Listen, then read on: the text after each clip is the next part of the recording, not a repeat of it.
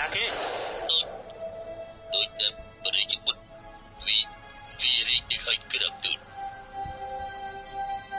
ដូចយើងអញ្ចឹងតែរីកុមារនេះព្រះរាជកុមារគិតថាពួកអសុរកាយទាំងនោះចាប់ក្មេងយកទៅធ្វើអីទៅតែខ្ញុំគ្នាពុកម្ដាយទេពួកគេស្រឡាញ់ក្មេងក៏ថាបានបងគិតថាមើលទៅពួកវាគ្មានបំណងល្អចំពោះក្មេងទេក្រាបទូល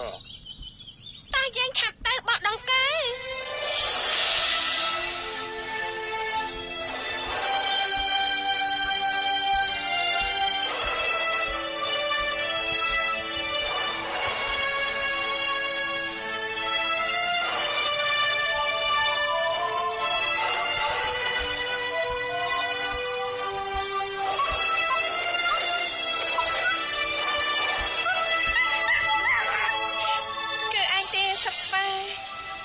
យើងអរគុណឯងណាស់ដែលរកអាហារមកឲ្យយើងមិនដឹងថាបានអីតបស្នងឯងវិញទេ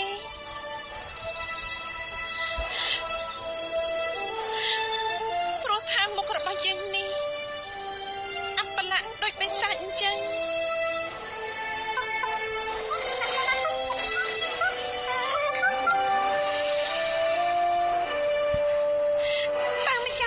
ទឹកសន្សំទឹកមកឲ្យយើងបានឬអត់នេះ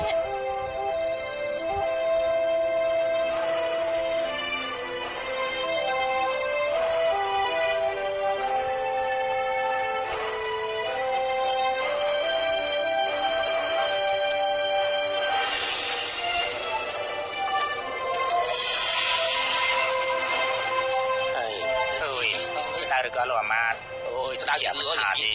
អូយបើហើយតែជាស្លាប់ណាអូយ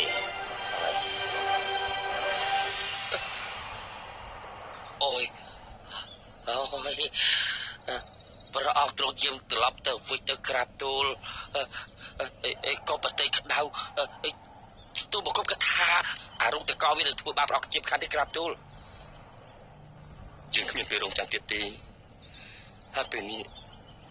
ខ្លួនរបស់តែងអូនប្រហែលជាក្តៅដូចជាភ្លើងជើងយើងទៅទៀនលោកអាម៉ាតក្រាបទូលយើងបញ្ញាតិចទៅក្រាបទូលអូយមកទៀតហើយអូយនេះលោកអាម៉ាតមើលនោះឃើញដែរទេជួបបាល់សង្ស័យជាអ្នកយើងទ្វារលោកអាម៉ាតខ្ញុំគិតថាពួកលោករកចាំខ្ញុំនៅទីនេះសិនហើយបើយើងឡើងទៅទាំងអស់គ្នាខ្ញុំគិតថាលំបាកបន្តិចហើយប៉ុន្តែទៅបង្គំគិតថាឲ្យព្រះអង្គជាងទៅតែមួយអង្គឯងបានទេក្រាបទូលមិនអីទេទៅគ្នាច្រើនពេកខ្ញុំទៅគ្នាទេហើយនឹងធ្វើខ្ញុំបារម្ភមុខបារម្ភក្រោយពួកលោកចាំខ្ញុំនៅកន្លែងនេះហើយណាចាក់ឲ្យក្រាបទូលជឿនឹងត្រឡប់មកវិញព្រមជាមួយនឹងទឹកសន្សំទឹក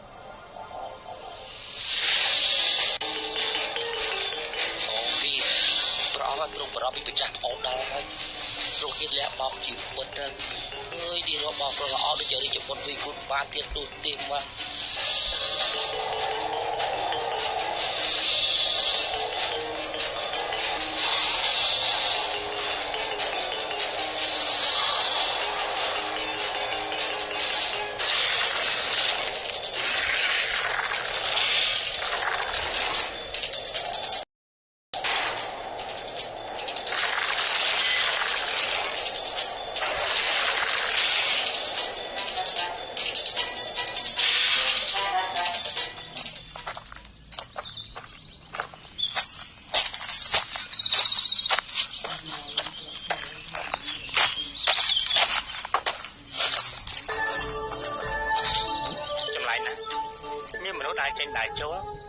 តែមិនអាចឆ្លើយនឹងសំណួររបស់យើងបានទេ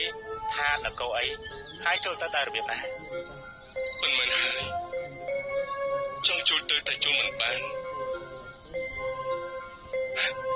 លោកជាមួយនឹងហាប់យន្តលោកនេះឈ្មោះនេះខ្ញុំ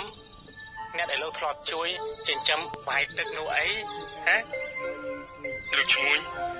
ខ្ញុំនឹងមិនជួងច័ន្ទចង់ចូលទៅក្នុងនគរអាថ៌កំបាំងមួយនេះលោកឈ្មោះទៅចេញមកលោក លោកអាចឆ្លើយប្រាប់ខ្ញុំបានទេ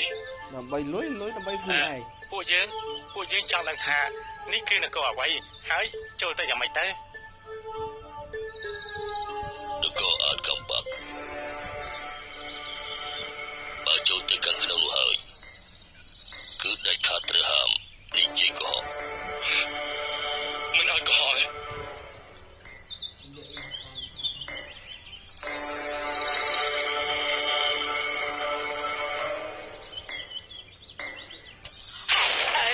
ហេតុអីបានឯងកុហកយើងឯងដឹងទេថានិយាយកុហកនឹងវាជារឿងអាក្រក់របស់មនុស្សលោកខ្លាំងណាស់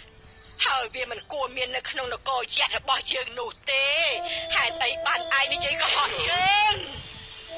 ជប់សិនអូនសម្លាញ់បងមិនបានកុហកអូនទេបើបងស៊ីបតុងធីតាពេលនោះណាហើយចុះក្នុងការឈូនោះគឺស្អីគេមែនហើយព្រោះយើងមកទាន់ពេលយើងវាយឯងទៅឯងខ្ចាក់បតុងធីតាចេញមកឯងជាអាក្រក់ណាស់ស្លាប់ទៅស្លាប់ទៅ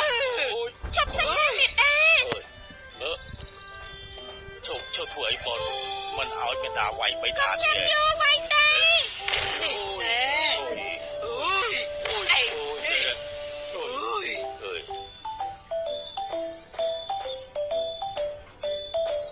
បាត់មេតាបាត់សម្លាញ់មើលទៅមេតាមិនអាចចិញ្ចឹមបាត់បានទេបើបាត់នៅជាមួយមេតាបាត់នឹងខ្លាយទៅជាអាហារយក្សនោះមិនខានឡើយម្ចាស់ម៉ែប្រឹក្សានិយាយត្រូវខ្ញុំមិនអាចចិញ្ចឹមក្មេងបានទេមេតាត្រង់កំប្រេះកន្សែងអីមេតានឹងនាំបុតទៅពឹងបារមីរបស់ម្ចាស់អ៊ំរូឡាឆេតពុទ្ធោព្រះស្វាមីយ៉ាងណានាងក៏ជាក្មួយរបស់ព្រះអង្គទោះបីជានាងធ្វើខុសតែបានបដិជាយៈពីលត្រូវបានដេញឲ្យទៅនៅក្នុងព្រៃអស់កាលជាយូរពេលនេះនាងក្តៅមកពឹងតិចឲ្យព្រះពរខ្ញុំមិនចាស់វេទនាត្រឡប់មកវិញខ្ញុំមិនចាស់ភ្ញាក់រលឹកឲ្យព្រះម៉ែ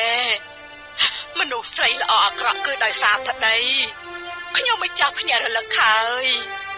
ធ្វើស្រែខុសមួយឆ្នាំត្រូវមួយឆ្នាំបើយកប្តីខុសហើយគឺខុសអស់មួយជីវិតបតុមធីតាថ្វាយបង្គំម្ចាស់យាយទៅបនសំពះឲ្យស្អាតណាស់បុត្រណាសំពះទៅបនខ្ញុំម្ចាស់សូមថ្វាយបង្គំម្ចាស់យាយ